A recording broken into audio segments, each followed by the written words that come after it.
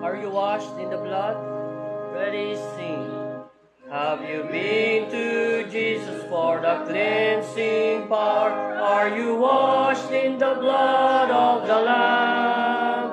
Are you fully trusting in His grace this hour? Are you washed in the blood of the Lamb? Are you washed in the blood, in the soul-cleansing blood of the Lamb? Are your garments spotless? Are they white as snow? Are you washed in the blood of the Lamb? Are you waiting daily by the Savior's side? Are you washed in the blood of the Lamb? Do you rest each moment in the crucified? Are you washed in the blood of the Lamb? Are you washed in the blood, in the soul-cleansing blood of the Lamb? Are your garments spotless? Are they white as snow? Are you washed in the blood of the Lamb? When the bridegroom cometh, will your robes be white? Are you washed in the blood of the Lamb? Will your soul be ready for the mansion's bride, and be washed in the blood of the Lamb? Are you washed in the blood, in the soul-cleansing blood of the Lamb? Are your garments spotless? Are they white as snow? Are you washed in the blood of the Lamb? Lay aside the garments that are stained with sin, and be washed in the blood of the Lamb. There's a fountain flowing for the soul unclean. Oh, be washed in the blood of the Lamb.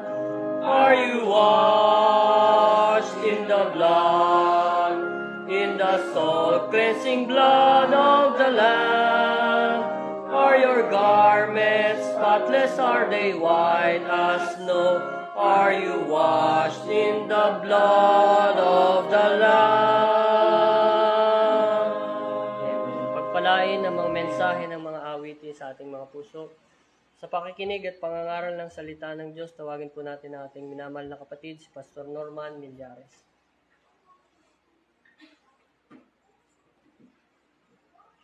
Mabiyayang hapon sa ating lahat. Ito ang ating unang linggo ng taong ito. At ito January 7, 2024. Ang bilis nakakapitong araw na agad tayo. Last year lang last year. Kailan lang nag-celebrate tayo ng ginunita natin ng bagong taon. Ang bilis Ganyan talaga ang araw. Mabilisan na. Kasi papunta na tayo doon sa katuparan ng mga hula sa Biblia. Kaya dapat talaga mag-prepare na tayo. Maghandaan na natin ang mga magaganap sa hinaharap ayon sa inihula sa banal na kasulatan. Let us prepare. Malapit na talaga dumating ang Panginoon anytime. Ngayon sabihin nila, gaya ng binasa natin, may mga manunuya, lagi niya naman sinasabi yan, malapit na dumating, hindi naman dumarating. Ang tanong, pag dumating, handa ka na ba? Huwag ka mainip, darating din yan. Pag dumating ang araw na yan, lagot ka. Tumanda ka sa Panginoon. Okay. Ano ba to? So ngayon pong hapon ay itutuloy natin yung ating naiwan na aralin o mensahe noong 2023. Bago I think 4th Sunday. Tama ba? December 24. Yan. Ang pamagate, ang palatandaan ng isang tunay na naligtas sa biyaya ng Diyos. Itutuloy natin yan. Pero Magano tayo, balik tanaw, pagbalik-aralan natin yung ating mga tinalakay ng mabilisan. So buksan natin ating mga Bible sa Isaiah chapter 57. Isaiah chapter 57, ating basahin ang talatang 15. Isaiah 57:15. Basahin ko muna sa English King James Version. For thus saith the high and lofty one that inhabiteth eternity, whose name is holy. I dwell in the high and holy place.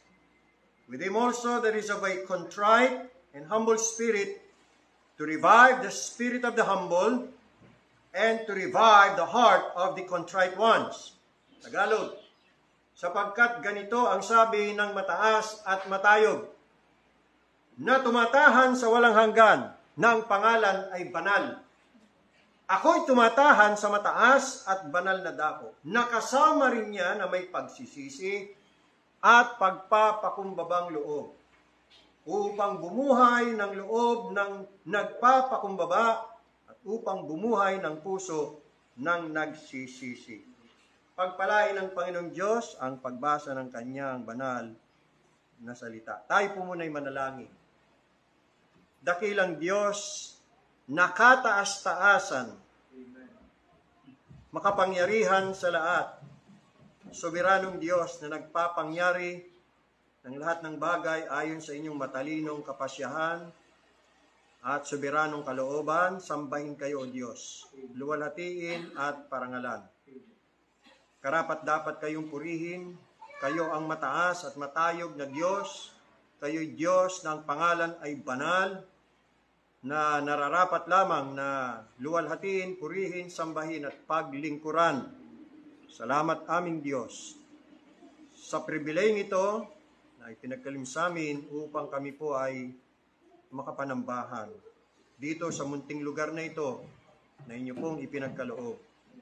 Gawin niyo po kaming lahat na karapat-dapat. Kinikilala namin ang aming mga karumihan at mga kasalanan. Patawarin niyo kami, Panginoong Diyos. Hugasan niyo kami. Linisin niyo po sa lahat ng karumihan na inyong nakikita sa amin sa pamagitan ng banal na dugo ng kordero na nabuo sa krus ng Kalbaryo. Buksan niyo ang aming kaisipan. Ipaunawa niyo sa amin ang kahulugan ng iyong mensahe. Makita namin ang aming kalalagayan sa inyong harapan, sa salamin ng iyong mga salita. Tulungan niyo kami, Panginoong Diyos, na maliwanagan. Mahabag kayo sa aming lahat, sa lahat ng mga nanonood at nakikinig. Nawa sila rin po, O Diyos, ay makasumpong ng awat biyaya sa iyong paningin. Kalugdan niyo po na ipahayag niyo ang iyong sarili sa amin, lubos pa namin kayo makilala. Sa inyo pong kadakilaan, kabanalan at kaluwalhatian. Sisidlan niyo ng iyong takot ang aming mga puso upang kami huwag humiwalay sa inyo. Pagpalain niyo po ang mensahe, gawin niyo pong pagpapala sa aming lahat. Sa banal na pangalan ng aming Panginoon at Tagapagligtas na si Jesucristo, ito po aming dalangin. Amen. Ang sino mang tao na hindi nakaranas ng kapanganakang muli ay hindi saved.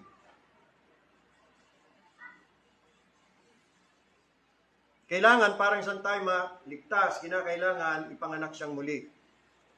Kapanganakan sa Espiritu. Yan ang sinabi ng Panginoon Jesus sa isang pariseo na nagngangalang Nicodemo. Kinakailangan kang ipanganak na muli. Ang kapanganakang muli, yan po yung inisyal na gawa ng banal na Espiritu sa isang makasalanan na kanyang ililigtas. At doon sa makasalanan yon, i-apply niya ang benepisyo na ginawa ni Kristo sa krus ng Kalbaryo, na walang iba kundi ang katubusan. Upang doon sa taong yon na makasalanan ay tanggapin niya yung kaligtasan na ginawa at tinapos ni Jesucristo sa krus ng Kalbaryo. Kapag ka hindi sinagawa ng Espiritu ng Diyos ang kapanganakang muli sa isang tao makasalanan, hindi niya yung taong yon magagawa na siya ay magsisi sa kanyang mga kasalanan at sumampalataya kay Kristo Jesus.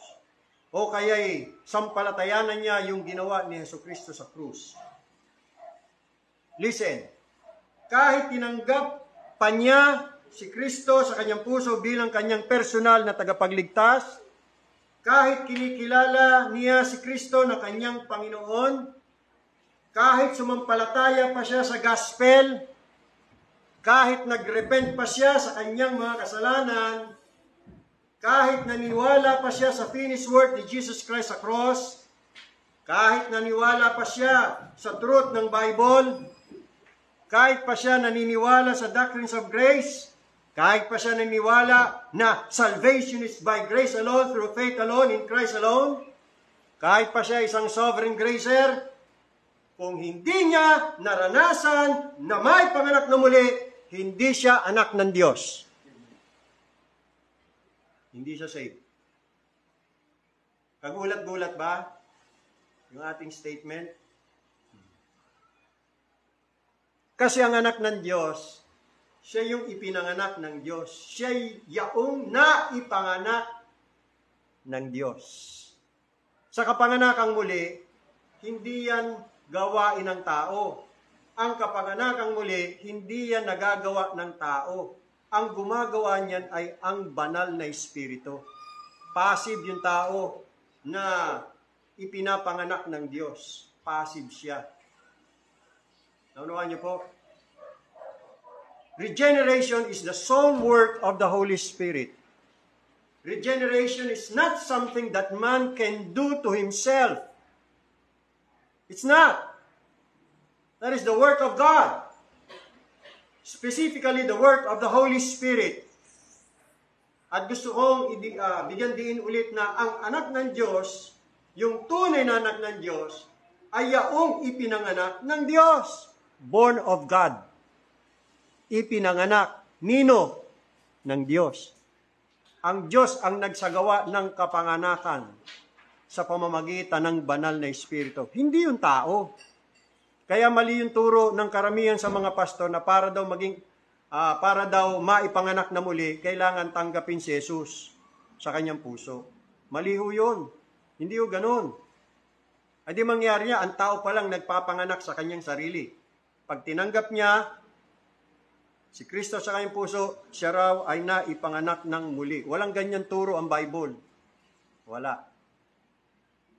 Ang pagtanggap kay Kristo, bunga na lamang po yan ng kapanganakang muli na naganap sa Kanya. At ulitin natin, ang Espiritu ng Diyos ang nagsasagawa ng kapanganakan.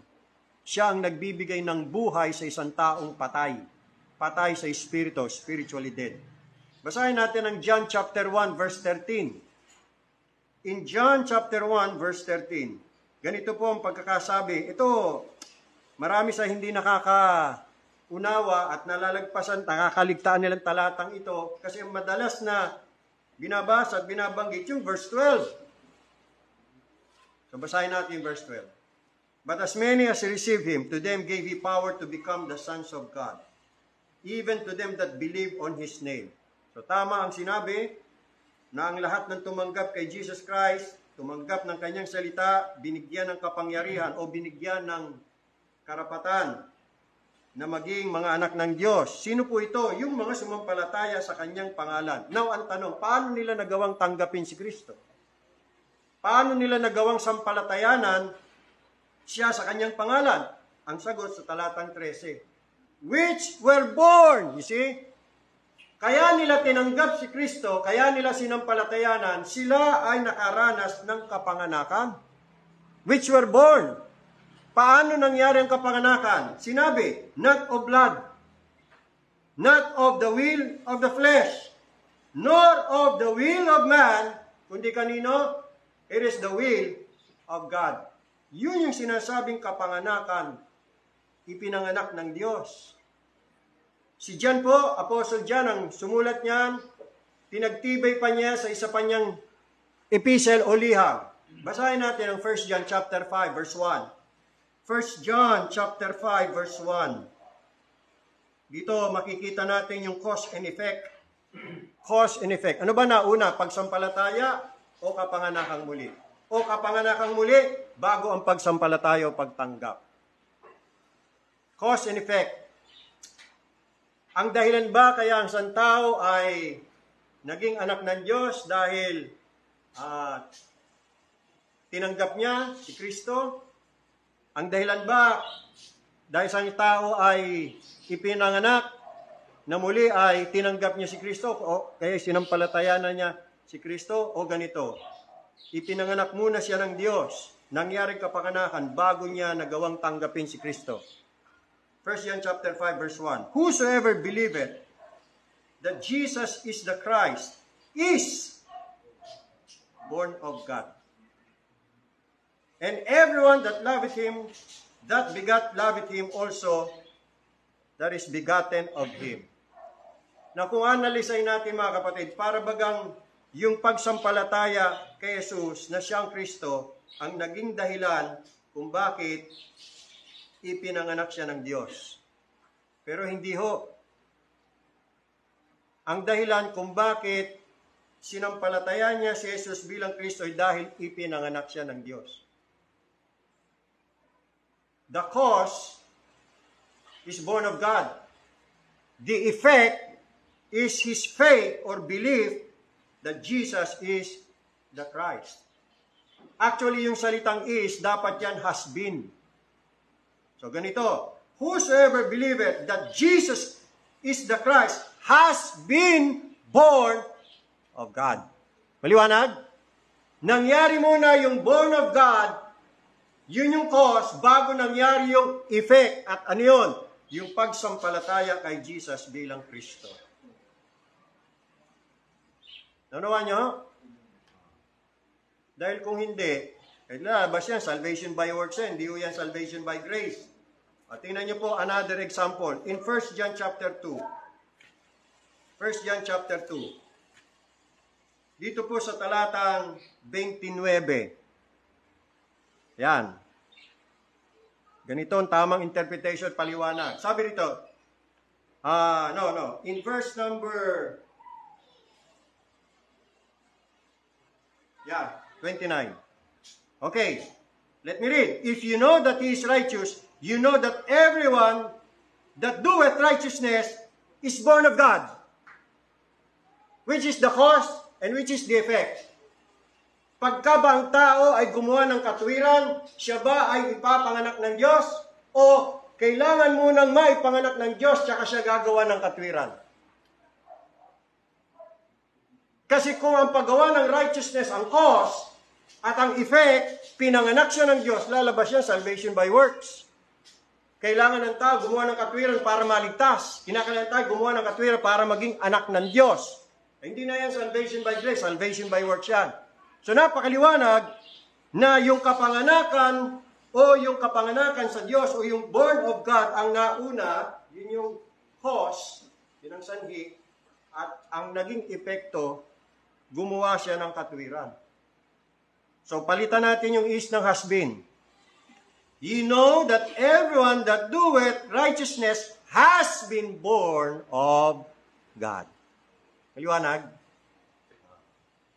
So ganun din po yung pananampalataya. Marami nagkakamali ho dyan eh. Kinakailangan mauna muna yung born of God bago yung repentance at saka faith. So ngayon, ganito ang tanong mo. So paano na ang lahat ng kanyang mga paniniwala? So paano na lahat yung kanyang ginawa? Yan.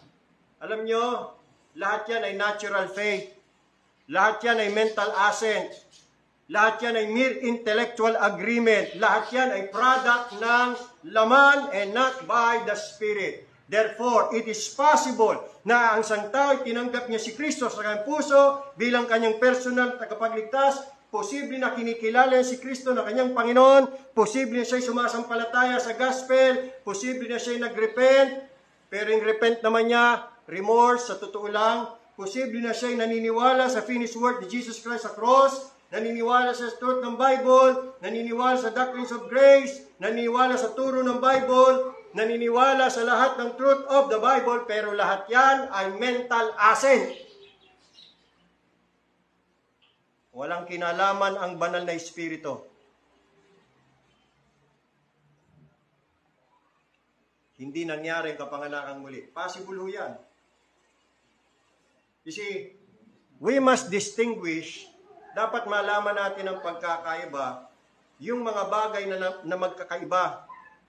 Dapat malaman natin ang pagkakaiba ng knowledge of spiritual things and actual spiritual knowledge. Magkaiba yan. Magkaiba yung kaalaman sa mga bagay na spiritual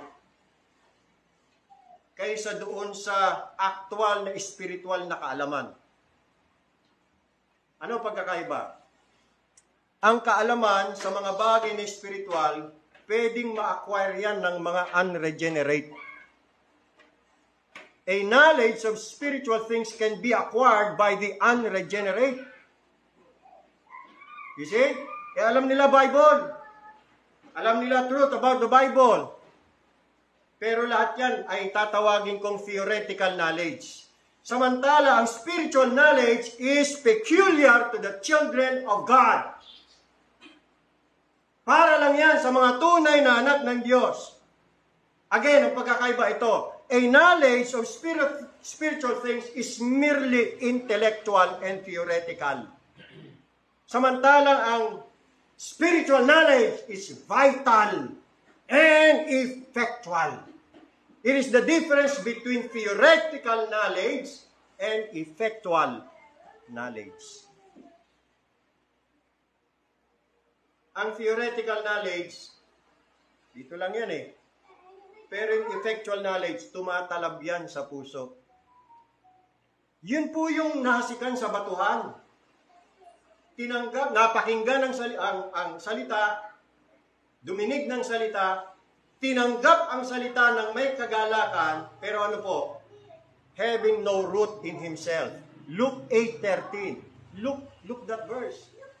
Tinanggap ang salita at hindi lang basta tinanggap na may kagalakan, may emosyon, may damdamin. Kaya lang walang ugat sa kanyang sarili. You see? It's all in the mind.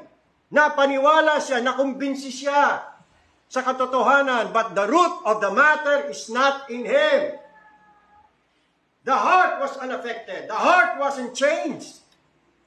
The Holy Spirit did nothing in the heart of that dead sinner. He is still dead in his sins and trespasses.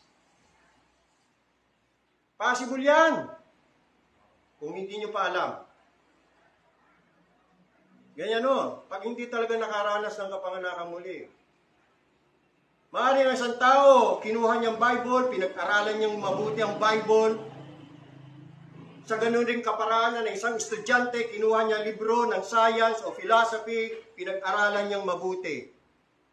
Maaaring kanyang pinursu diligently and enthusiastically ang pag-aaral ng Biblia. Maaaring siya nagkaroon ng familiarity ng liham ng kasulatan at nagkaroon siya ng proficiency sa mga terms ng Biblia na maaari pang malagpasan nga niya ang isang hardworking Christian na mayroong less leisure and less natural ability. Pero anong klase, anong kwenta ang isang kaalaman kung hindi naman naapekto ng puso, hindi naman na bago o na-transform ang karakter, at higit sa lahat, hindi niya nilakaran ang mga katotohanan yan at hindi nakapagbigay ng kaluguran sa Diyos. Anong klase, anong kwenta ng kaalamang yan? Aliwala. Kaya kung hindi talagang Holy Spirit ang gagawa, wala, mauwi sa walang kabuluhan. Kaya kinakailangan may panganak na muli. Nagugunita ako sa mga napapanood kong mga nagtetestimony, sa mga simbahan, sa mga lansangan, nagpapatotoo. Ako po ay Kristiyano na, ako po ay ligtas na dahil tinanggap ko si Kristo sa aking puso. At ako ay naniniwala na tanging si Kristo lang aking Panginoon at tagapagligtas. Nakatiti ako pag ako'y namatay sa langit ako pupunta. Sabi ng Holy Spirit, wala pa akong ginagawa sa puso mo.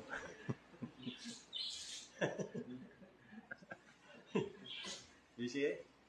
Wala. Ngayon ang tanong, paano mo malalaman na ikaw nga at ako nga ay totoong nakaranas ng kapanganakang muli? Balik tayo, punta tayo sa ating teksto, Isaiah 57. Narito ang mga palatandaan, mga kapatid. Nabanggit na natin, tinalakay na natin yan. Nung una, ang tunay na nakaranas ng kapanganakang muli, meron siyang contrite spirit. Diba? Ang pinananahanan ng Diyos, yung taong merong contrite and humble spirit, or contrite and humble heart. Now, what is contrition? Contrite. Ang Hebrew word niyan ay, ang ibig sabihin niyan ay dinurog, binayo, na parang almires, no? Gamit ang almires o anumang pamukpok hanggang sa nadurog at naging pulbos. Ganyan ang ginagawa ng Banal na Espiritu sa isang taong ililigtas niya. Kailangan muna niyang basagin, durugin ang matigas na puso at ibagsak at papagpakumbabain.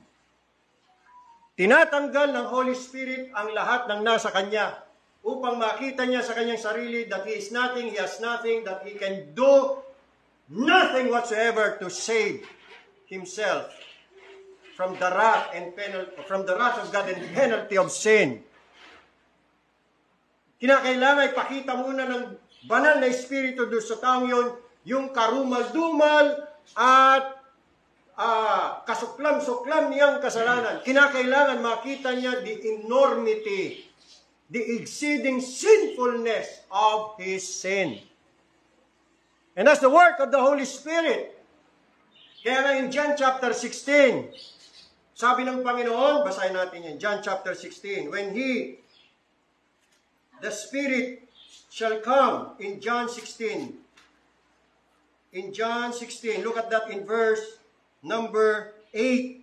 And when He, referring to the Comforter, the Holy Spirit, in verse 7, is come, He will, ano po ang magiging trabaho, magiging misyon ng Holy Spirit? He will reprove. The word reprove means He will convict. Sa Tagalog, susumbatan, babagabagin. Sino ang sanlibutan? Tungkol saan? Tungkol sa kanilang kasalanan. Kinakailangan bagabagin eh. Kaya nga sa Tagalog, bagbag na spirito. Hindi pwedeng iligtas ng Panginoon ang isang makasalanan na umiibig at naliligayahan sa kanyang kasalanan. Hindi pwede. Kailangan kasuklaman niya yan. Kailangan kamuhian niya. Kailangan pagsisihan niya. Itakwil niya ang kanyang mga kasalanan na yan ang dahilan kung bakit ang Diyos ay na-offend, natitisod, nasasaktan niya. See? Paano niya gagawin yan? Paano gagawin ng isang taong makasalanan kung siya umiibig sa kasalanan? Diyan papasok ang role ng Holy Spirit. Babagabagin siya. You see, parang sa makasalanan ay maligtas, he must confess his sins. Sabi nga sa 1 John 1, verse 7, or verse 9, if we confess our sins, He is faithful and just to forgive us our sins and to cleanse us from all unrighteousness. But how can a sinner confess his sins if he loves his sin so dearly? You see, there can be no conversion without confession of sin. And there can be no confession of sin without the conviction of sin. And only the Holy Spirit can convict a sinner of his sins. Dudurugin siya ng banal na Espiritu sa pamagitan ng salita ng Diyos. Di ba, napag-aralan natin, nabasa natin, Jeremiah 23, ng salita ng Panginoon kinumpara sa apoy at maso. Hammer! Ang salita ko'y apoy at maso. Apoy sa konsyensya at maso sa puso. Kailangan buksan ng Espiritu ng Diyos ang mata ng tao, makita niya ang kanyang karumihan, na siya'y masama, karumal-dumal, walang anumang katuwiran na makikita ang Diyos sa kanya, kundi puro karumihan.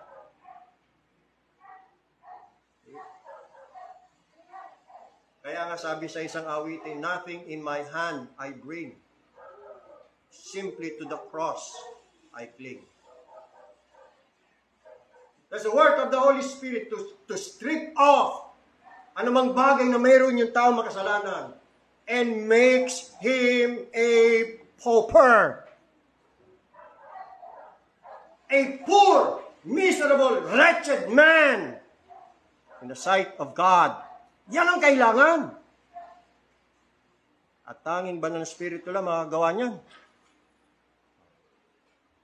Yan ang inisyal na gawa ng banal na Espiritu sa taong kanyang liligtas. Pararamdam, hindi lang pakikita ang kanyang karumihan, pararamdam pa yung kabigatan ng kanyang kasalanan. Yes, kinakailangan madama niya yung burden of sin. At makaramdam na siya ng pagod sa mga kasalanan kanyang ginagawa. Yan po yung iniimbitahan ni Jesus Christ na lumapit sa kanya. Come unto me, all ye that labor and are heavy laden, and I will give you rest. Labor saan? Burden saan? Sa sin. Wala siyang magawa. Sinisikap niya na i-get rid of ang kanyang sin. Bigat na siya. Hindi niya magawa. Wala siyang magawa. Kasi si Kristo lang may magagawa. See? Poverty of spirit. Yan ang kailangan. Kaya nga doon sa Beatitudes ni Jesus Christ, ang unang-una, sinong unang blessed? Blessed are the poor. Basahin natin yun. Matthew chapter 5. Matthew chapter 5, look at in verse number 3. Blessed are the poor in spirit. Hindi poor in money, ha? Hindi yung mga pobre, no? Dahil sa walang pera. Mahirap lang. Poor in spirit ang pinag-usapan. It's about spiritual poverty. Walang-wala, bangkarote pagdating sa mga bagay na spiritual. Wala. Nothing in my hand I bring. Wala siyang may offer sa Diyos. Wala. Nothing. Poor in spirit. Yan ang promise sa kanila, ang kaharian ng langit. Kailangan, yan muna ang unang makita ng taong makasalanan, yung kanyang poverty sa Diyos. Bangkarote siya, bankrupt. Kahit na yung kanyang mga righteousness, wala yan. Hindi tatanggapin ng Diyos yan. Maraming basahan nga yan. See? At yung taong nabuksan na ang mga mata at nakita niya ang kanyang spiritual poverty, anong susunod na mangyayari sa kanya? Ayan, verse 4, Blessed are they that mourn. Dahil nakita niya ang kanyang kaabahan sa harapan ng kabanal-banalang Diyos na siya ay maruming basahan lamang, masamang tao, puro iniquities and sin, dahil sa siya ay sinumbatan, binagabag ng banal na Espiritu, tinatangisan niya na ang kanyang mga kasalanan. Mabigat na para sa kanyang mga kasalanan. Yan ang taong iniimbitahan ni Jesus Christ na lumapit sa kanya. Magsilapit kayo sa akin. At kayo'y pagpapahingahin ko. Maibsan yung bigat na kanilang pinapasan sa pamamagitan ng dugo ni Kristo na nabuhos sa krus. Ma-unload yung heavy burden of sin. You see that? That's the good news.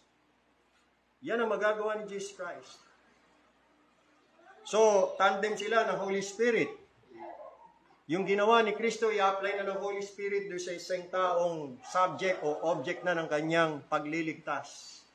Babagabagin yan. At doon na ngayon, mangyayari ang repentance. Nakita nyo? Repentance. Pero hindi dapat mahinto lang dyan sa repentance. Kailangan makakita siya ng hope. Makita niya na in Jesus Christ there is forgiveness of sin. So dyan napapasok ang faith in Christ Jesus. Kasi kung doon lang sa unang yugto, nakita niya na yung kanyang pagiging miserable, pag hindi na-remedyohan nyo, baka magpakamatay yun. Yan ang nangyari kay Judas. Sa tindi ng kasalanan niya, pinaramdam sa kanya eh. Nagrepent siya, pero nauwi sa pagpapatiwakal. Nakita nyo? Pero repentance ang tinawag. Basahin natin, Matthew. So Matthew chapter 26.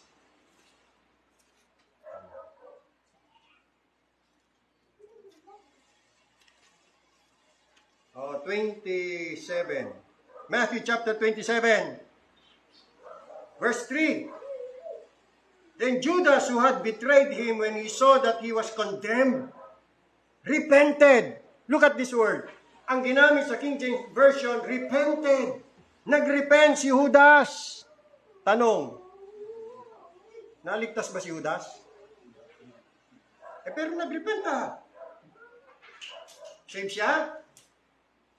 Hindi. Bakit? Nagpatiwakal Pero guilty siya.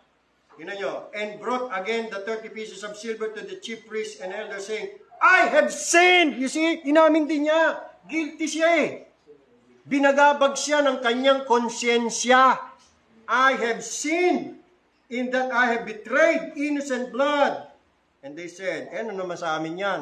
What is that to us? See thou to that. And he cast down the pieces of silver in the temple and departed and went and hanged himself. Ganyan ba, saved? Sa halip na nakahanap ng hope, wala, desperado. Nagpakamatay.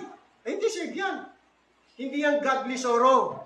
That is the sorrow of the world that leadeth to death. Ang godly sorrow leadeth to salvation. Sabi ng 1 Corinthians chapter 7. See? Let's read. 2 Corinthians chapter 7. Kung hindi ako nagkakamali. 2 Corinthians chapter 7. Yan. Tingnan nyo. In verse 9. Now I rejoice, not that ye were made sorry, but that ye sorrowed to repentance. Ye sorrowed to repentance. Kaya, ang tunay na repentance, merong godly sorrow Maka-Diyos na kalumbayan. Kalumbayan ng ano? Kalumbayan ng kasalanan ginawa. Tinatangisan, yun na yun Blessed are they that mourn. Ganun po ang binagabag ng banal na espiritu. Ganun ang taong may contrite spirit or contrite heart. Binagabag ng banal espiritu, binayo na ang kanyang puso, pinulbos na, dinikdik na siya, dinurog na siya. Talagang nakita niya na yung kanyang kawalan at yung kanyang unworthiness. There is a deep realization of his nothingness, that he is nothing, he has nothing, and he can do nothing to save himself. You see? But that ye sorrow to repentance, for ye were made sorry after a godly manner, that ye might receive damage by us in nothing. Verse 10, for godly sorrow worketh repentance to salvation. Ano nangyari kay Judas? Nauwi hindi sa salvation, kamatayan, kapamakan. Not to be repented of, but the sorrow of the world worketh death. See? Anong klaseng kalumbayan? Godly. Ibig sabihin, yung kalumbayang iyon, galing sa Diyos. Sa pamagitan ng banal na espiritu, sa kapanganakang muli. Yan ang genuine. So tama ba ako nung sinabi ko sa inyo, hindi ko mo nagsisi, save na? Hindi ko mo sumampalataya, save na? Kasi pwedeng gawin yan ng tao. Natural faith ang tawag dyan. Remorse ang tawag dyan. Hindi ang produkto o bunga ng pagkilos at paggawa ng banal na espiritu. Nakuha nyo? Mahalaga talaga makaranas ng kapanganakang muli. Contrite spirit. Kaya kung ang kasalanan sa iyo ay karumal-dumal at kasuklam-suklam, kung ang kasama ng puso mo ang lagi mong idinadaing sa iyong buhay, kung lagi mong tinatangisan ang iyong mga kasalanan na nagagawa laban sa Diyos, then meron kang ang contrite spirit.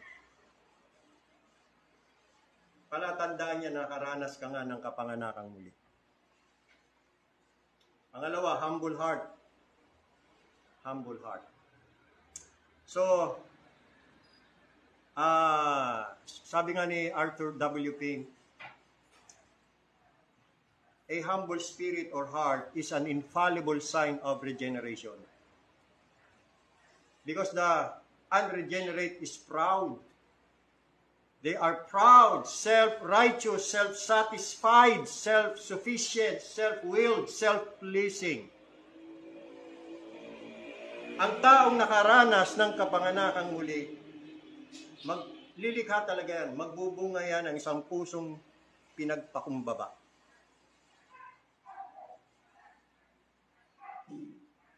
Hindi magagawang magmalaki at magmayabang yan. Ngayon, ano ang palatandaan na isang tao ay meron ng humble heart? Una, pagdating sa impyerno, alam niya karapat-dapat siya sa impyerno. Alam niya yun. Na kung sakali, halimbawa lang ngayon, humarap siya sa Diyos at ibinulid siya ng Diyos sa impyerno, wala siyang tutol. Tatanggapin niya. Kasi alam niya karapat-dapat siya ng impyerno. Ang Kristiyano na nagtataglay ng mapagpakumbabang puso ay buong pusong tinatanggap at inaamin sa kanyang sarili ang katotohanan na siya bilang makasalanan ay karapat-dapat sa impyerno. Yan ang taong mayroong mapagpakumbabang puso. Pangalawa, pagdating naman sa katuwiran, alam niya na ang kanyang mga katuwiran ay maruming basahan lamang. Kung tinatanggap mo, kung inaari mo, na ang lahat mong katuwiran ay naging parang basahang marumi, yan ay patunay na nagtataglay ka ng mapagpakumbabang puso. Ikatlo, ang taong nakaranas ng kapanganakang muli at merong mapagpakumbabang puso, tinatanggap niya ang lahat na nasa banal na kasulatan. Tinatanggap niya. Wala siyang pinipili. Kung ano ang ipinahayag sa Biblia, tanggap niya yon. Na walang question, walang pagtutol. See? Kaya kung tinatanggap mo ang lahat ng nasa banal na kasulatan, na parang isang maliit na bata, munting bata, iyon na isang pangpatunay na isang himala ng biyaya nga ang gumawa sa loob mo. At mayroon ka na ngayong mapagpakumbabang puso. Ito ang dahilan mga kapatid kung bakit hindi ako naniniwala ng mga Armenian ay save. Kasi wala silang mapagpakumbabang puso. Hindi nila matanggap ang aral ni Kristo. Lalo na yung doctrines of grace. Ito lang naman ang tanong dyan Yung doctrines of grace ba, yung tulip ba, aral ba ni John Calvin yan o aral yan ni Jesus Christ? Sige nga, sagutin yan. Kaninong aral yan? Kay John Calvin o kay Jesus Christ? Wala pa si John Calvin, tinuturo na ni Jesus Christ yan. Itinuro niya ang Panginoon Kristo yan sa mga apostol. Sa Bible yan Ngayon, kung yan ay aral ni Kristo, ba't hindi matanggap ng mga Armenian yan? Tapos sabihin, sumampalataya lang kay Kristo, ligtas na. Kahit hindi tanggapin yung aral niya, paano nangyari yun? Yan ba ang totoong pananampalataya? Yan ba yung pananampalatayang bunga ng kapanganakan sa Espiritu? Di ako niwala na yung pananampalataya nila galing sa Diyos. Kanilang pananampalataya yon na hindi nakapagliligtas. Hindi nila alam yan Tapos may mga sovereign grace kuno na nagtuturo. Ang mahalaga sa palatayaan si Kristo kahit hindi maniwala sa kanyang aral. Ano ba naman kayo? Pinaghiwalay nyo si Kristo sa kanyang aral? Paano tatanggapin si Kristo? Sige nga, aber nga. Wala na si Kristo. Nasa langit na. Di ba? Paano mangyayari yung John 1:12? But as many as receive Him. Yun ang tanong ko Paano ba tinatanggap si Yesu Kristo? Gaya na sinasabi ng mga Armenian, patutuloy sa puso? Kumakatok daw sa pintuan? Noong ganon, kumakatok talaga si Jesus sa pintuan ng mga bahay. Ng mga alagad, pinatutuloy nila. Yun, tinanggap nila si Kristo. Tinanggap nila si Kristo sa bangka. May mababasa kayong ganon Personal talaga yon. Personang tinatanggap. Ngayon, paano mo tatanggapin si Kristo? Hindi ba sa pamagitan ng kanyang salita, tinatanggap siya? Christ is the living word. The Bible is the written word. Ang tumatanggap sa kanyang salita, tumatanggap sa kanya. Ang hindi tumatanggap sa kanyang salita, hindi siya tinatanggap. Hindi totoong pagtanggap yun. Tapos pagpipilitan, save din. Iyon nga tumanggap na nga ng kanyang salita na may kagalakan pa eh. Hindi nga save eh. Yung pa kayo hindi tumatanggap ng kanyang salita, tinatakwil. Save yan. Anong klaseng turo yan? Walang ganyan turo ang Panginoon Jesus, walang ganyan turo mga apostol. Ang kailangan lang naman eh, tanggapin ang salita ng may kaamuan. Santiago 1:22. Basahin natin. James chapter 1 verse 22. James 1:22. 21. Yeah. James 1:21. Wherefore put away all filthiness and overflowing of wickedness and receive with meekness. Paano tatanggapin with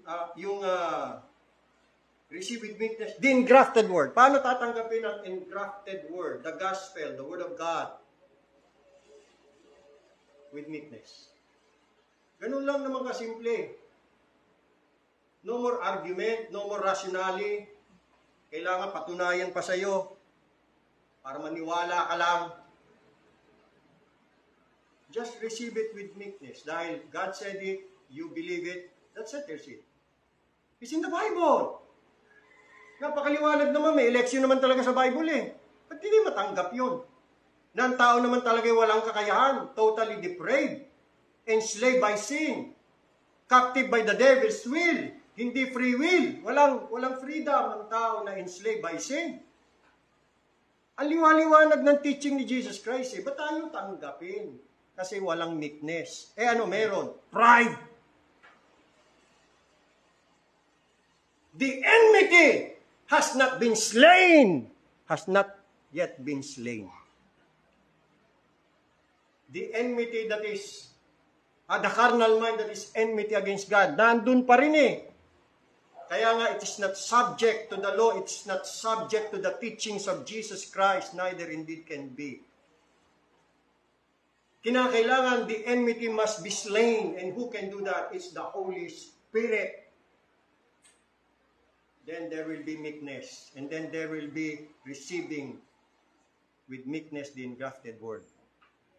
And then patunayan na talagang yung taong yun, binigyan na ng Diyos sa pamagitan ng Banal Espiritu ng mapagpakumbabang puso. Tatanggapin na parang munting bata eh. Ibang bata, wala nang palipaliwanag. Pag sinabi mo, maniniwala yun. Kailangan pa bang ng rationale doon? Kailangan pa bang reasoning sa bata? Para lang makumbinsi mo, maniniwala yung bata eh. Kaya nga sabi ng Panginoon, malibang kayo maging katulad nitong mga mumunting bata. Hindi kayo magmamana ng kaharian. Simple faith. Hindi ko nakita sa mga Armenian yan eh. Sa maraming pastor ng mga Armenian na nakasagupa ako, wala eh. Nakikipagtalo, nakikipag-wrestlingan sila sa salita ni Kristo. Nakikipag-argumento. Samantalang binabasa mo na. Andiyan naman. Yung salitang predestination, nasa Bible, pero galit na galit sila sa salitang yon. Ayaw nilang matanggap yun. Hindi nila matanggap yung salitang predestination, election. Nagalit sila dyan. Pati yung katuruan tungkol sa God's sovereignty. Hindi na matanggap. Robot daw ang tao pagka ganun. Kaliwa-liwanag sa Bible. You see? Walang meekness. Paano sasabing save yan? Hindi totoong nakaranas yan ng kapanganakang muli. Walang humble heart yan. Ano niyo po mga kapatid? At hindi totoong sinampalatayanan ng gospel. Alam niyo kung bakit? Sapagkat ang gospel ipinangangaral sa mga maamo. Isaiah 61 verse 1. Ang gospel hindi pinangangaral sa mga hambog, sa mga mayayabang, tulad ng mga skriba at pariseyo, sa mga panta, sa mga matatalino. Doon sa mga amo. Isaiah 61 verse 1. Kaya kita nyo, ang gospel hindi naman talaga para sa lahat eh. Oo, ang gospel ipangaral sa lahat. Pero ang gospel talaga, yung good news para lang yan sa mga hinirang. Hindi ma-appreciate yung good news na dala ng gospel ng mga unregenerate. walang good news sa kanila dyan. Good news ba yon? Pinadidinay ng Panginoon yung kanilang mga sarili? Good news ba yon? Pinagre-repent sila, itakwil ang kanilang mga sarili? Good news yon sa kanila? Bad news yun. Lalo sa mga umiibig sa kasalanan, bad news yan. Ang gospel, sa mga elect lang yan. Isaiah 61 verse 1, sa mga mapagpakumbaba. See? Tingnan niyo po kung kanino angkop ang gospel. Hindi sa lahat eh. Verse 1, the Spirit of the Lord God is upon me, because the Lord hath anointed me to preach good tidings. Ano yung good tidings? Gospel. Di ba? Gospel means good tidings. Good news. Kanino? Sa lahat? Unto the meek. Ang gospel, good news lang yan sa mga meek, sa mga napagpakumbaba na ng banal na Espiritu, sa mga binugbog na ang kanilang mga puso, dinurog, binayo. Good news yan. See? He hath sent me to bind up the broken-hearted. Hindi broken-hearted kasi sa love life, walang kinalaman ng love life dyan. Broken-hearted kasi binayo na nga ang puso eh. Broken na nga eh. Dahil sa sin. Dinurog na. Daman niya na yung kabigatan ng kanyang kasalanan. Kaya siya tumatangis, tinatangisan niya ang karumal-dumal at kasuklam-suklam at napakarumi niyang mga kasalanan. To proclaim liberty to the captives, hindi sa mga may free will. Captives. And the opening of the prison to those who are bound. Nasaan ang free will dyan? Di ba? Yan lang ang yung ganyang klase ng mga tao makakapag-appreciate ng gospel. Sila lang ang tunay na may pananampalataya. Pero yung mga hambog, mga mayayabang, na kaya sila naligtas kasi may ginawa sila kay Kristo, tinanggap nila, naglingkod sila, wala. Basura. Ngayon, dinagdagan ko lang yan mga kapatid. Dumako na tayo dun sa ika-4 at ika-5 punto. Ito na yung ating part 2. Ika-4, na palatandaan na ang isang tayo nagtataglay ng mapagpakumbabang puso. Hindi siya kontento sa mga naisusukli niya sa Diyos. Hindi siya kontento.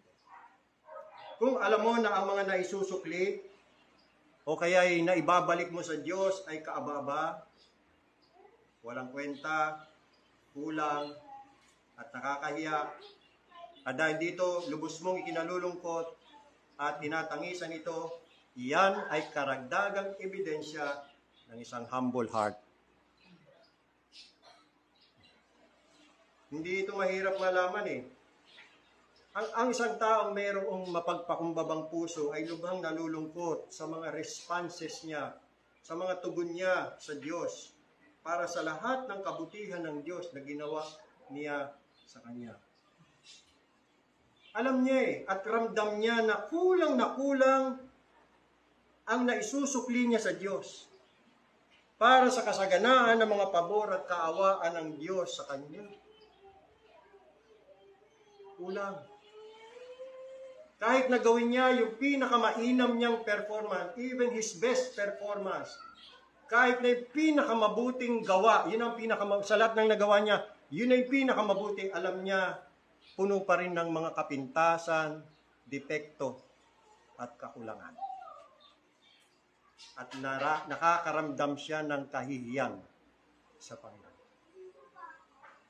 May tanong si David eh. Sana yun din ang ating maging katanungan. Basahin natin ang Psalm 116, verse 12. Psalm 116, verse 12. 116, verse 12. Napakagandang tanong ito. Lagi niyong itatanong yan sa inyong mga sarili. Sabi niya, what shall I render unto the Lord for all His benefits toward me? Paano ba natin tatagalugin yan? Yan natin sa Tagalog. What shall I render unto the Lord for all His benefits? Ang daming benepisyo na ibibigay sa atin ng Panginoon eh. Na alam naman natin, lahat ng yan, hindi tayo karapat-dapat. Ang tawag natin dyan ay undeserving grace. Undeserving. We don't deserve any good thing from God. Lagi ko yan sinasabi sa aking pananalita at pangangaral. We don't deserve any single good thing from God because we are unworthy sinners. We are just sinners saved by God's grace only.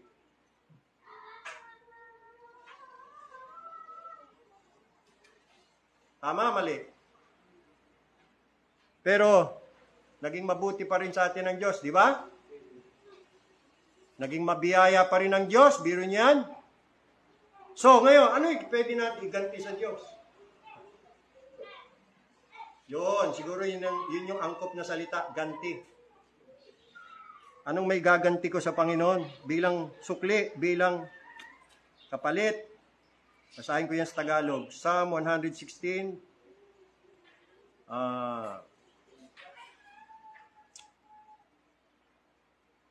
Verse 12. Ano ang aking ibabayad sa Panginoon? Dahil sa lahat niyang kabutihan sa akin. Sige nga. Ano ibabayad mo? Ano pwede ko ibalik sa Panginoon? Dahil sa dami ng kabutihan ng Diyos sa akin. Kaya ko bang palitan yun? Kaya ko bang suklian yun? Sa isang taong may tunay na mayroong mapagpakumbabang puso, tinatangisan niya ang kanyang mga kakulangan. Hindi niya kayang tapatan ang lahat ng mga kabutihan na ginawa sa kanya ng Panginoon. Kundi, ang nakikita pa nga niya, kalamigan ng kanyang puso. Kaya tinatangisan niya ang kalamigan ng kanyang puso bilang tugon sa kagandahang loob ng Diyos sa kanya. Dinadaing niya ng lubha ang kahinaan o kakulangan ng kanyang pananampalataya sa mga pangako ng Diyos. Kita niya yung kanyang weak faith, his lack of faith sa mga precious promises ng Diyos. Lubha niyang ikinalulungkot ang makupad o mabagal na pag-alay ng papuri at pasasalamat dahil sa katapatan at pagtitiis ng Diyos sa kanya.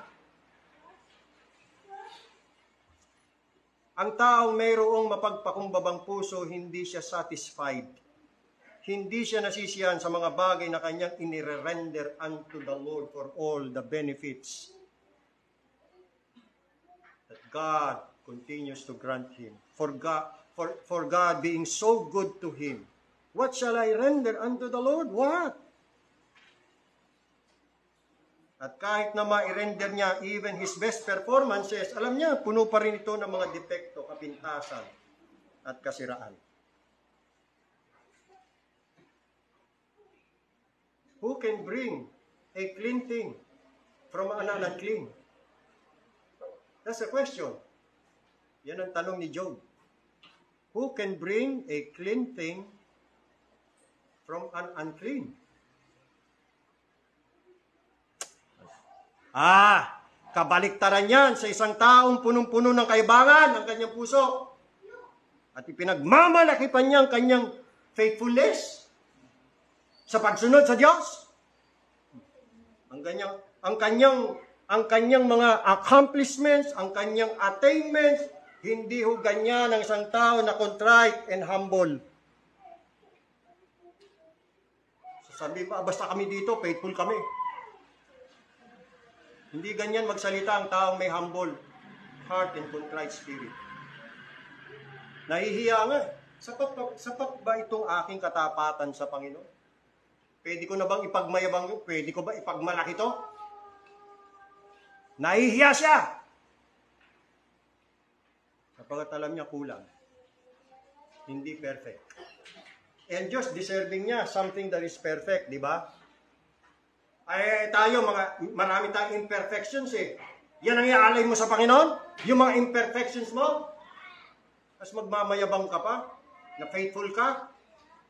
Sumusunod ka?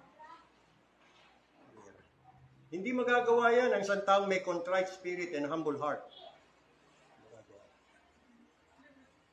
I tell you mga kapatid, hindi siya kontento sa mga naisusukli niya sa Diyos.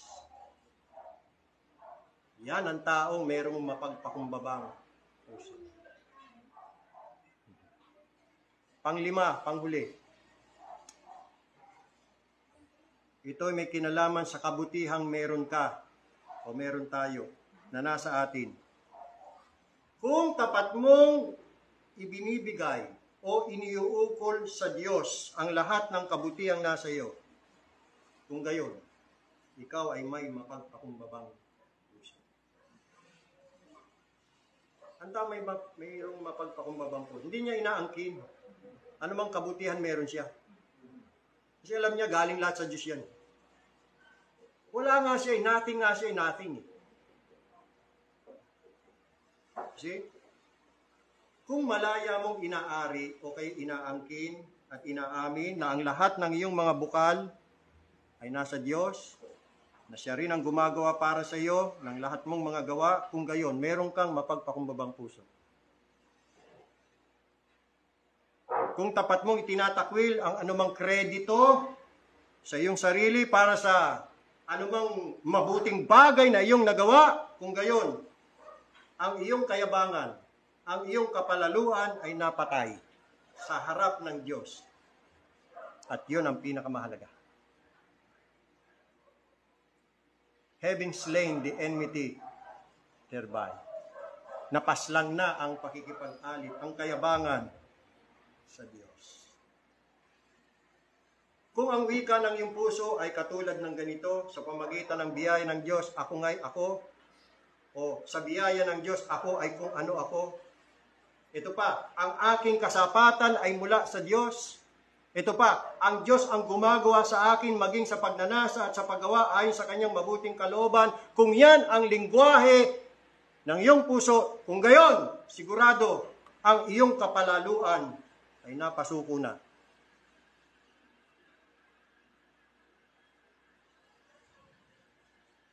Talagang pinagpakumbaba ka na ng Diyos.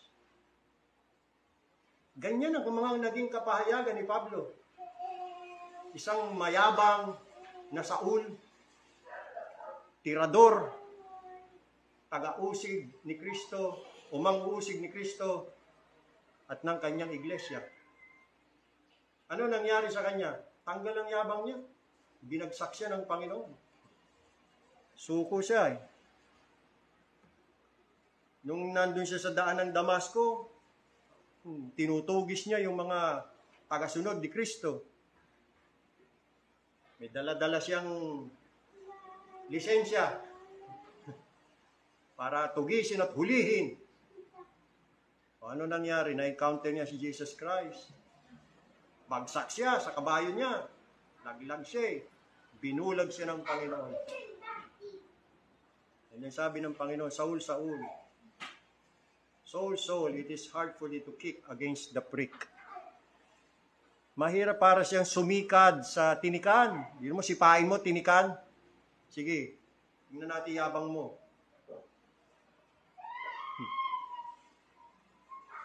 Then sumagot si Saul, sino po kayo?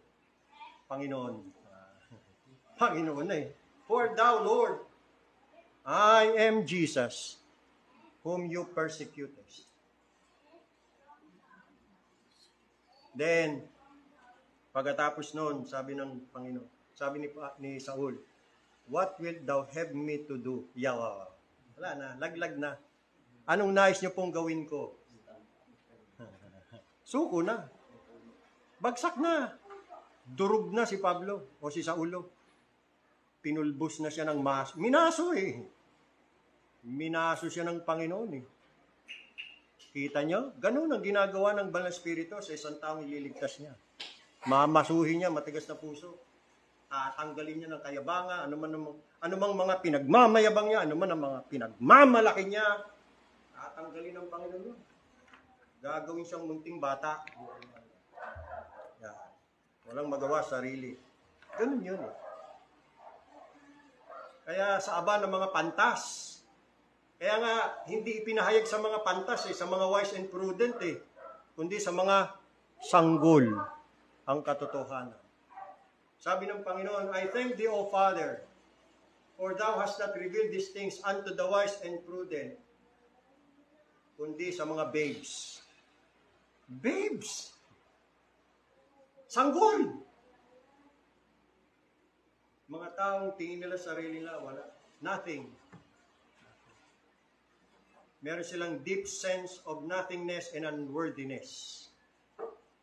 Doon pumapanig ang Diyos. Doon nananahan ang Diyos. Doon tumitira ang mataas at matayog.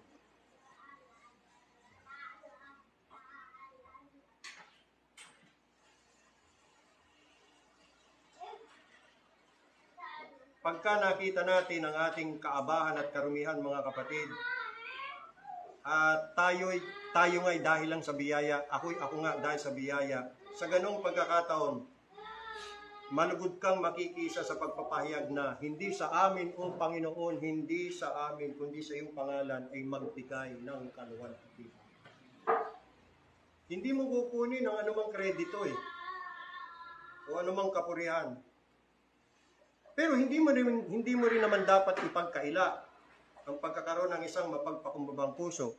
Pero ibibigay mo pa rin sa Diyos na walang pag-atubili ang lahat ng karangalan at papuri para dito.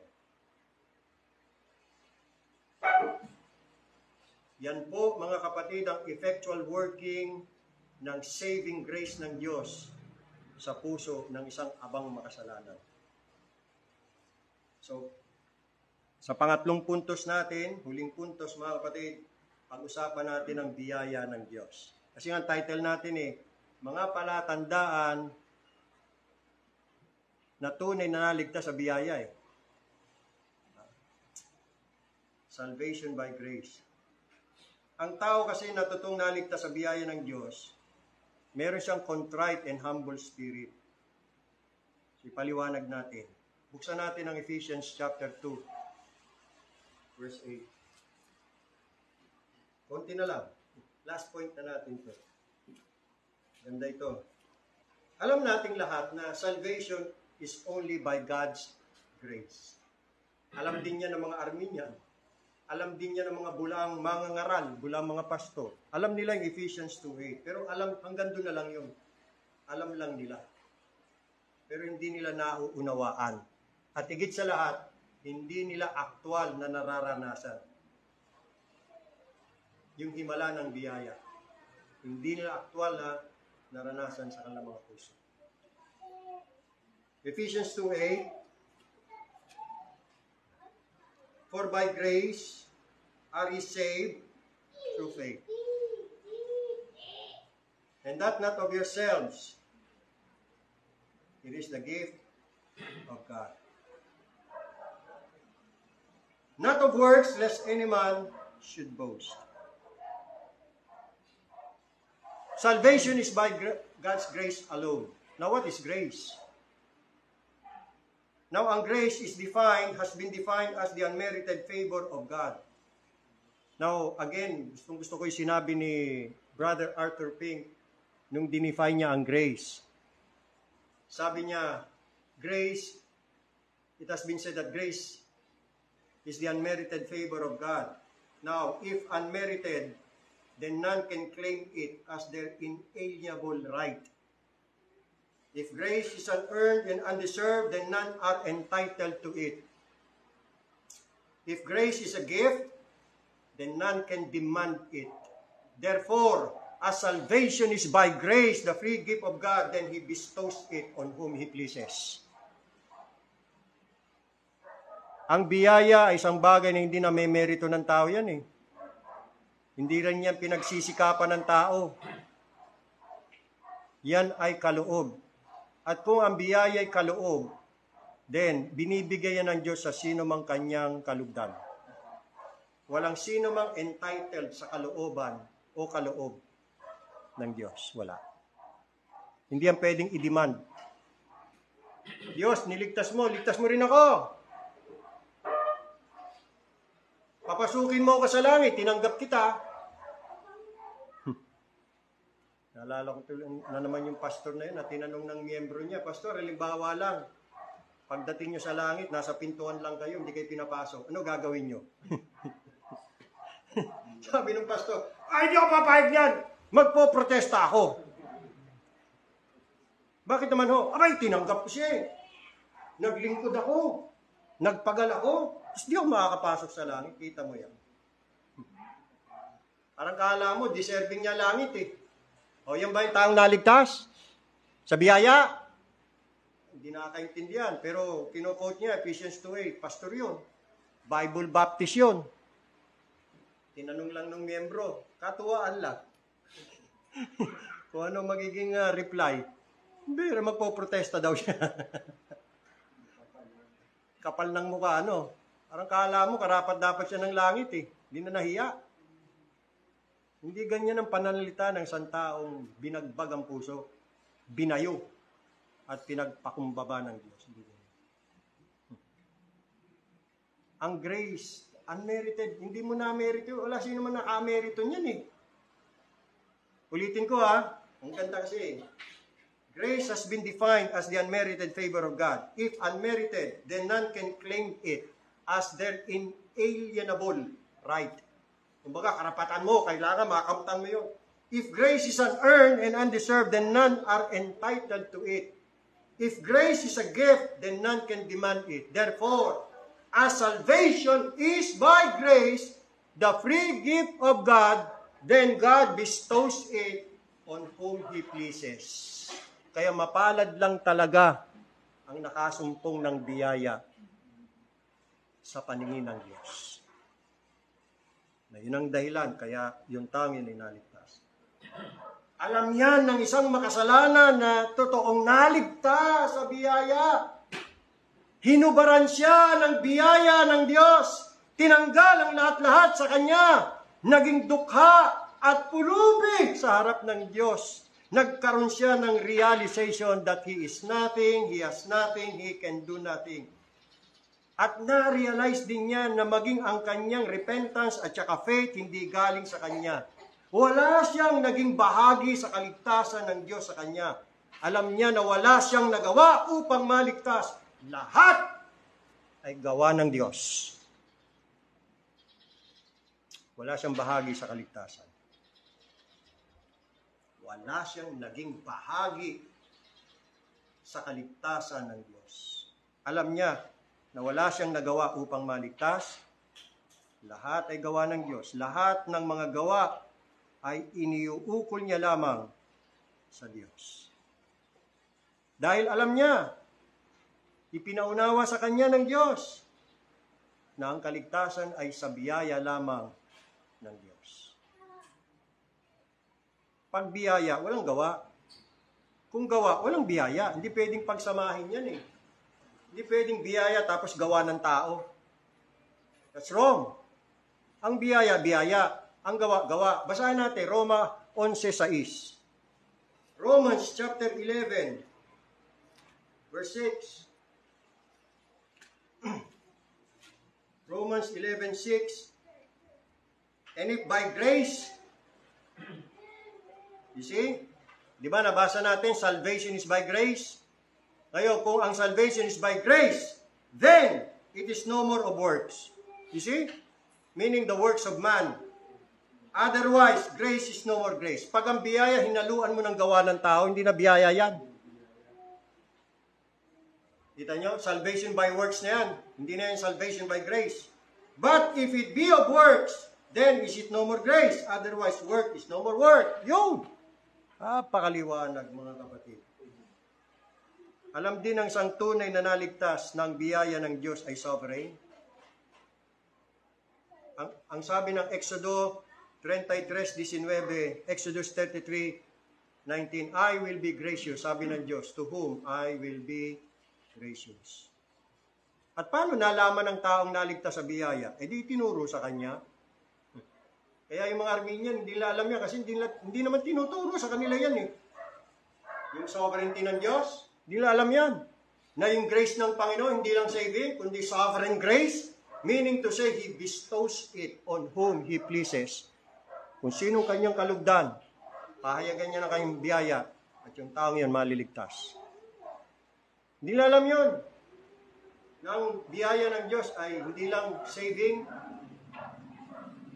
kundi sovereign grace. God is sovereign in the exercise of His grace. And kailangan talaga yan. Bakit? Sapagkat grace is favor shown to the undeserving. Yes, to the hell-deserving. Kaya nga kung ang kaligtasan is by grace, the free gift of God, isang pabor shown to the undeserving, then igagawad yan ng Diyos sa sino mang kanyang kalugdan. Kaya mapalad talaga yung taong kinalugdan ng Diyos na kanyang iligtas. Mapalad. Yun ang grace. Hindi yung pag hindi siya pinapasok, magpoprotesta siya. Ang klase yan. Dahil alam ng taong totoong save ang lahat ng ito, hindi niya talaga magagawang magmalaki, magmayabang at magmapuri sa kanyang sarili. Kaya nga sabi ng talatang 9 ng Efeso 2, salvation is not of works, man's works. Therefore, he cannot boast. Walang sino man pwedeng magmapuri. Tandaan niyo mga kapatid, ang taong naligtas sa biyaya ng Diyos is a grace man. He is a man of grace. And as a man of grace, as a man of God's grace, as a man saved by God's grace, he is a humbled man. And God resisteth the proud, but gives grace to the humble. Basa, James chapter 4, verse 6. James 4:6. Kaya hindi pwedeng biyayaan ng Diyos na mayabang babagsak niya muna yan. Kasi nga, God resisteth the proud. 4:6, but He giveth more grace, wherefore He saith, God resisteth the proud, but gives grace unto the humble. Maliwanag? Hindi pwedeng iligtas ng Diyos, taong mayabang. Hindi pwede. Lalong yayabang yan. Yung meron siyang nakikitang kabutihan sa kanyang sarili, na meron siyang dunong, meron siyang galing, mahusay siya. Sarado ang pinto ng langit sa ganyang klase ng tao. Kailangan mo nang bayuhin ang puso ng taong yon. Dikdikin, durugin, masuhin. Contrite spirit. At kailangan ibaba muna siya ng Diyos. Tanggalin ang lahat ng nasa kanya. Hanggang sa ma-realize niya, magkaroon siya ng deep realization that he is nothing and that he is unworthy, worthless sinner in the sight of a holy God. 1 Peter chapter 5, verse 5. 1 Peter 5:5, in like manner, ye younger, submit yourselves unto the elder, yea, all of you be subject one to another, and be clothed with humility, for God resisteth the proud and gives grace to the humble. Ang taong totoong naligtas sa biyaya, humbled man yan. Ngayon, yung taong naligtas sa biyaya, magpapatuloy sa paglago sa biyaya. Nabasa natin kanina sa ating scripture reading, tama-tama, 2 Peter 3:18. The last verse sa last epistle ni Peter. Basahin natin, 2 Peter 3:18.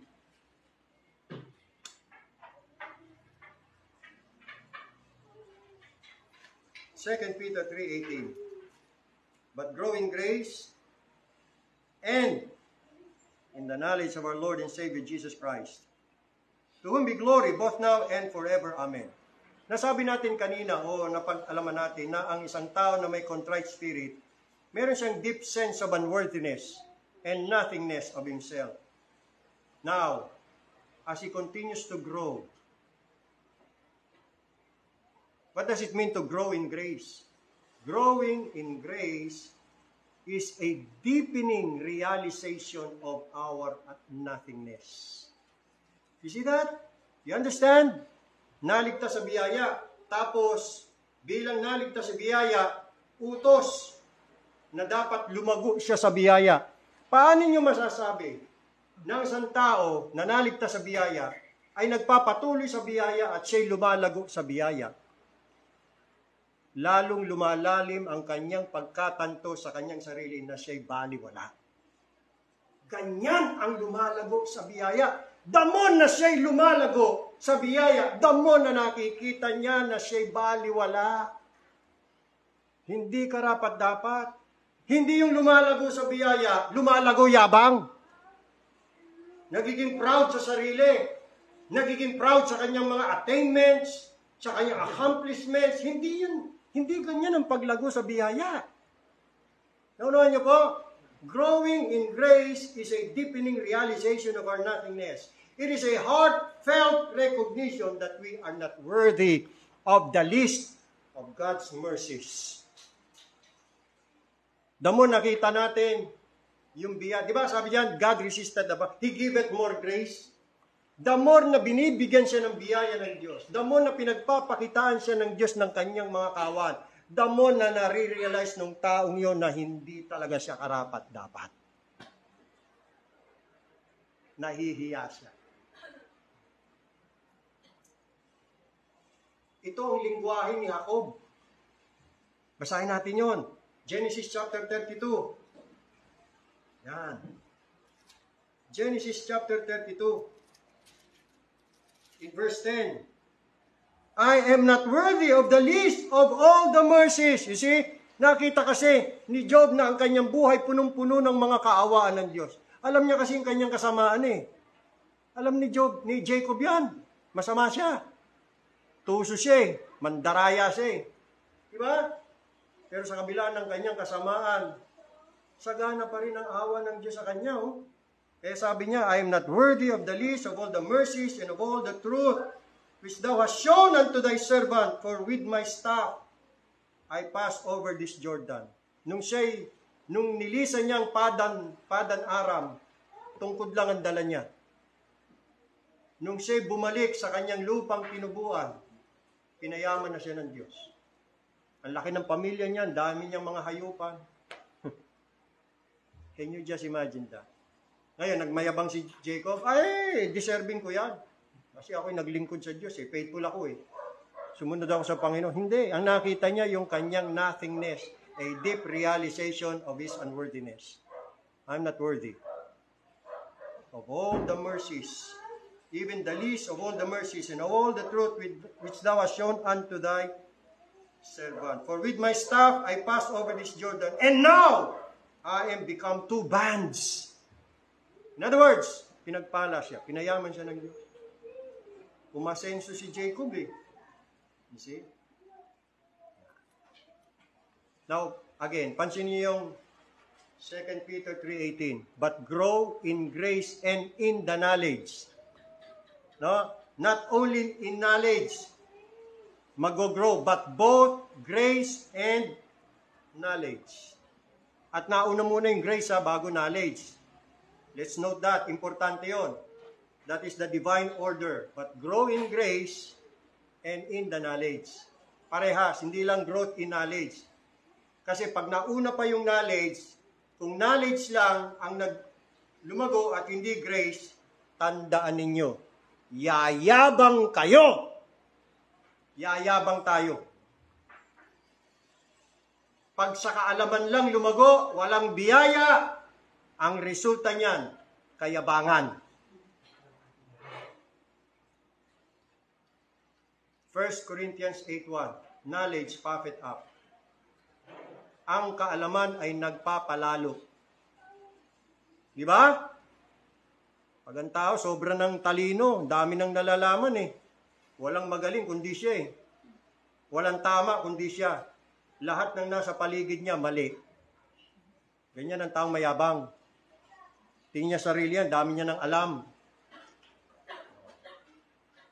Kaya gustong-gusto niya, tatanungin siya, sasagutin niya. Itanong mo sa akin, sasagutin ko.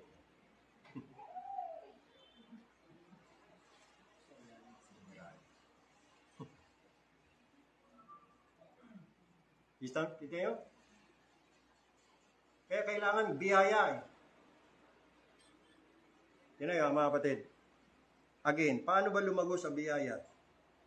Ang growth sa biyaya, meron ako nabasa eh. Ang sabi, growth in grace is like the growth of a cow's tail. Cow, baka. Ang paglago sa biyaya, may yaling tulad sa paglago ng buntot ng baka.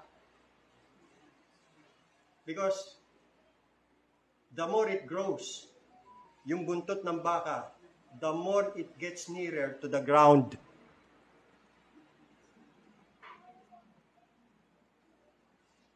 Ang taong lumalago sa biyaya, lagi niya nakikita na wala siyang ibang karapat-dapat na lugar kundi alikabok. Alikabok. Lupa. Ganun ang lumalago sa biyaya. Nanliliit siya sa Panginoon eh. Talagang sa lahat ng mga mercies and goodness ng Diyos, alam niya, hindi siya karapat-dapat. Kasi nakikita nga niya yung kanyang mga kakulangan, kapintasan, kasalanan, pagkakamali. Huwag mo sabihin perfect ka. Hindi ka na nagkakamali. At kung nagkakamali ka, anong nararamdaman mo? Tama ka pa rin. Wala kang pagtangis, hindi ka nagmo-mourn over your sin. Sabi ng mapalad ang mga tumatangis. Ano tinatangisan nila? Yung kanilang kapalpakan, yung kanilang mga kapintasan, mga depekto, mga pagkukulang sa Panginoon. Tapos sa kabila ng lahat ng yan, naging mabuti pa rin ang Diyos. Hindi ba nakakahiya na yun? Lalo kang manliliit sa Panginoon, di ba? Hindi mo magagawang magmayabang. Ganun po lumalago sa biyaya. Growth in grace is growth downward. It is the forming of a lower estimate of ourselves. It is a deepening realization of our nothingness. Palalim yung sense of nothingness. Palalim yung sense of unworthiness. Yun yung buong pusong pagkilala na hindi tayo karapat-dapat kahit sa kaliit-liitang mga kaawaan ng Diyos. One final thought. Sana lang mga kapatid. Last verse. 1 Corinthians 1:29. 1 Corinthians 1:29. Itong verse na ito, maraming nagko-quote dito eh. Maraming nagko-quote. Pero theoretical knowledge lang. Naalala ko yung sinabi ni Brother Poyo. May mga engineer, ang galing sa theoretical. Pa-designin mo ng plano, ang galing. Alam na alam niya. Pero pag ginawa na, hindi na alam.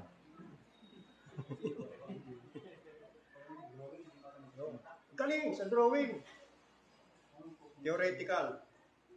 Pero pagka-practical na, pag gawin mo yung drawing niya, hindi niya magawa. May mga ganun. Sa kaligtasan, may mga ganun. Alam na alam ang Ephesians 2:8, alam na alam ang tungkol sa kaligtasan, sa ginawa ni Kristo, sa krus ng Kalbaryo. Lahat yan, alam. Kahit tulog, papaliwanag mo sa kanya, paliliwanag sa'yo kahit tulog. Pero puro theoretical knowledge. Walang effectual knowledge. Ganon din dito sa 1 Corinthians 1:29.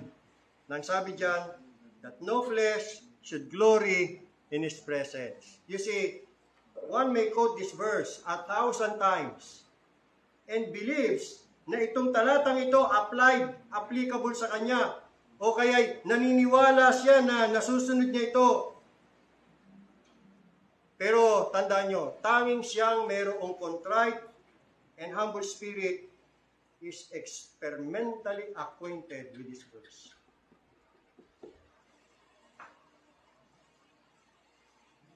Ang nakakaintindi ng lalim ng kahulugan ng talatang ito ay yung taong mayroong contrite, nagsisisi at pinagpakumbabang puso. Siya na mayroong contrite at humble heart ang hindi magagawang mag-glory in God's presence. Yan ang katotohanan. Pwedeng head knowledge lang. Gaya ng nasabi natin kanina, a knowledge of spiritual things is merely intellectual and theoretical. Ang spiritual knowledge is vital and effectual. What is knowledge? Anong halaga ng knowledge if it does not affect the heart? If there is no contrition and humility of heart. Anong kwenta ng kaalaman? Kung walang bagbag at nagsisising puso. Kapag ka ang knowledge ay hanggang ulo lang, mga kapatid, at hindi umabot sa puso, diyan papasok ang kayabangan. Ang puso ay hindi naapektuhan. Walang ugat sa kanilang mga sarili. Bigyan ko kayo ng clue. Sign, palatandaan. Kapag palaging ikinikwento at ipinangangalanda ka ng isang taong kanyang mga accomplishments, attainments, tagumpay, etc., etc., sa madaling salita, ang lahat ng kanyang nagawa, palatandaan niyan na siya ay walang humble heart. Memorize lang niya yung 1 Corinthians 1:29. But the truth of the matter is not in him.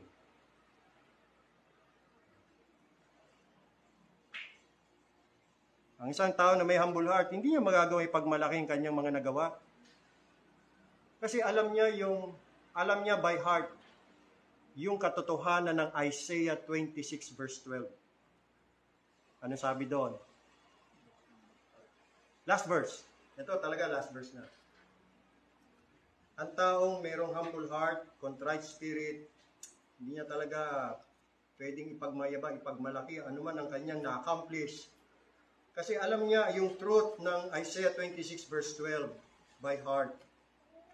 Ibig sabihin, hindi lang theory, practical talaga eh. Experience niya. He has a experimental acquaintance with this verse. Isaiah 26 verse 12.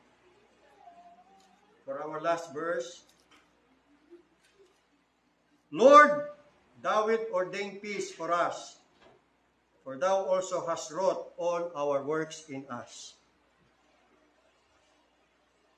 Basahin ko sa Tagalog. Isaiah 26:12.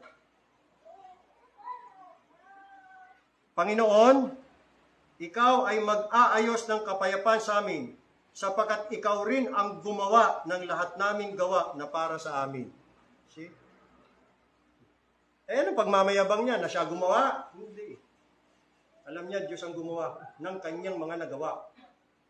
So, hindi niya talaga kayang magmayabang. Dahil alam niya, Diyos ang gumawa. Hindi naman talaga siya.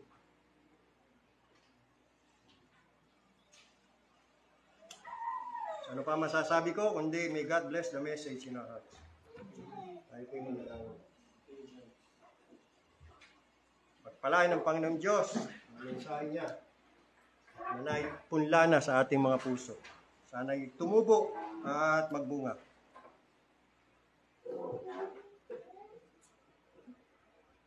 Dakilang Diyos, Ama na nasa langit, aming Panginoon, makapangyarihan sa lahat, Diyos na matayog at mataas, Diyos ng pangalan ay banal, kami nanliliit sa iyong harapan.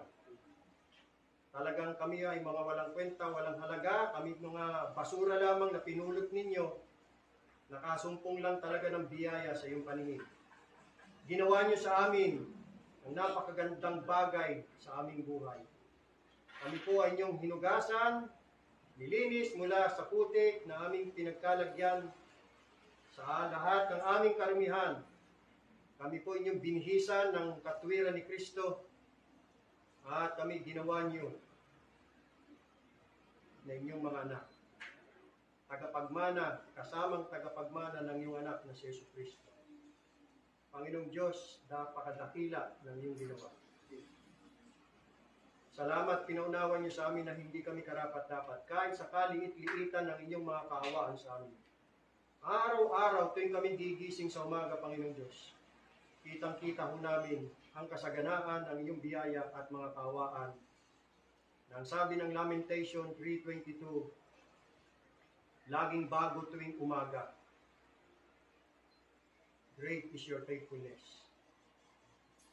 Tuwing kami ay matutulog, pagising sa umaga, nagpupuri kami at nagpapasalamat dahil kami buhay pa.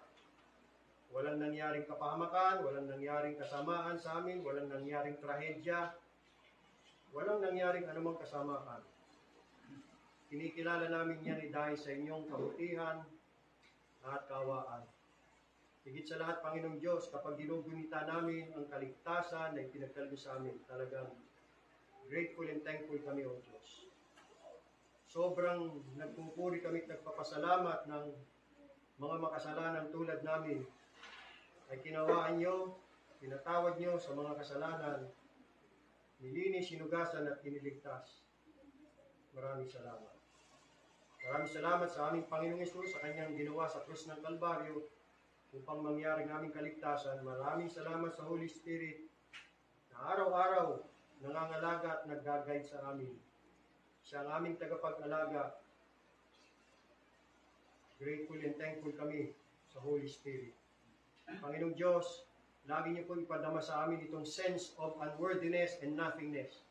Lalong lumalim pa yan as we grow in grace and in the knowledge of Jesus Christ.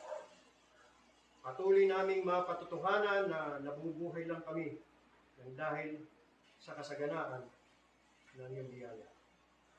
Lagi namin ipinapanalangin sa inyo, O Diyos, sa tuwing nababanggit ang iyong grace, ang aming mahal sa buhay, pamilya namin, na sana'y makasumpong din sila ng biyaya na nagdadala ng kaligtasan. Maawa kayo sa kanila. Patak lang ng iyong biyaya, patak lang ng iyong awa, maliligtas sila.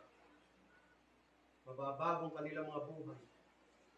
Nagsusumamo kami, nagmamakaawa para sa kanila. Nakikiusap, iligtas niyo rin sila. Pagabagin niyo ang kanilang mga puso, padaman niyo ang kabigatan ng kanilang mga kasalanan. Huwag niyong patahimikin ang kanilang mga budhi hanggat hindi ho nila ipinapahayag at pinagsisisihan ang kanilang mga kasalanan laban sa inyo. Ilapit niyo sila sa Panginoong Hesus upang sa Kanya makasumpong sila ng kaginhawaan, kaalwanan ng kabigatan ng kanilang mga kasalanan. Bigyan sila ng pananampalataya, Panginoong Diyos, upang magawa nilang manalig sa Panginoong Kristo para sa kanilang kaligtasan. Maraming salamat aming Diyos sa maghapon ng paglilingkod at pagsamba. Salamat sa iyong mga salita. Patuloy nagtuturo, nagagabay sa amin. Patuloy pa kaming pahayagan, Panginoong Diyos. Handa po kaming makinig. Handa po kaming sumunod. At gawin anuman ang iyong kalooban sa amin. Lagay niyo lagi sa puso namin ang takot sa inyo upang kami huwag humiwalay sa inyo, kundi kami humiwalay sa kasalanan, karumihan at kasamaan. Ingatan niyo ang aming mga lakad at lagi niyo kaming pangunahan sa aming buhay. Kayo po may hawak ng aming buhay at aming mga panahon. Turuan niyo po kami na lagi lang magtiwala sa inyo, Panginoon Diyos. Maraming salamat po, kapayapaan niyo po at kapahingahan ay sumaamin sa gabing ito. Yatin niyo po mga kapatiran sa kanilang tahanan na mayroon pong katiwasayan, kaligtasan at kapayapaan.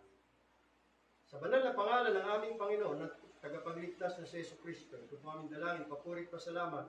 Amen. Awitin natin ang doxology. Sambahin pa rin natin ang ating Diyos. Praise God from whom all blessings flow.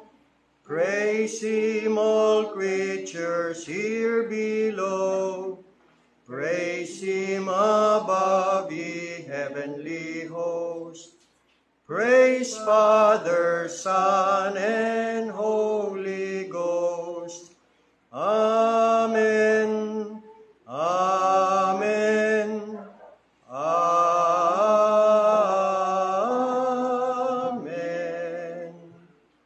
Sandali po muna maupo, mga kapatid.